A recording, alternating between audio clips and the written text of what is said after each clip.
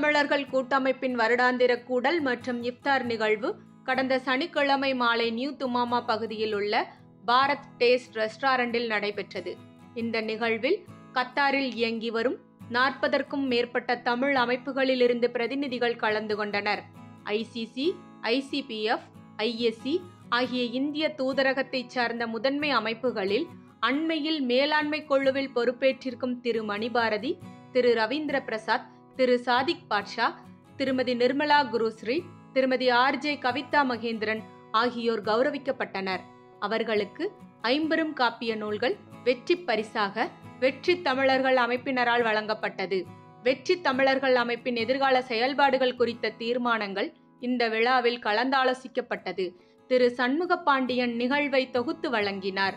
திரு குருஸ்ரீ அனைவருக்கும் வரவேற்புரை வழங்க திரு சக்திவேல் மகாலிங்கம் அமைப்பின் நோக்கம், அதற்கான திட்டங்கள் குறித்து விளக்கமாக பேசினார். திரு பாண்டியன் அவர்கள் நன்றி உரை வழங்கினார். கௌரவிக்கப்பட்ட பெருந்தகைகள் ஐவரும் தங்களது ஏற்புரையில் மகிழ்ச்சியையும் நன்றியையும் முகம் மலர வெளிப்படுத்தி வெற்றி தமிழர்கள் அமைப்பை வெகுவாக பாராட்டினர். நிகழ்ச்சியில் பங்கேற்ற ஒவ்வொரு அமைப்பின் பிரதிநிதிகளும் தங்களது அமைப்பின் செயல்பாடுகள் குறித்து சிற்றுரை வழங்கியது வெற்றி தமிழர்கள் அமைப்பின் பிரதான குறிக்கோளான ஒருங்கிணைப்பையும் ஒற்றுமையையும் பறைசாற்றியது. இதுபோன்ற செய்திகளை தெரிந்து கொள்ள ஊடகத்துடன் இணைந்திருங்கள்.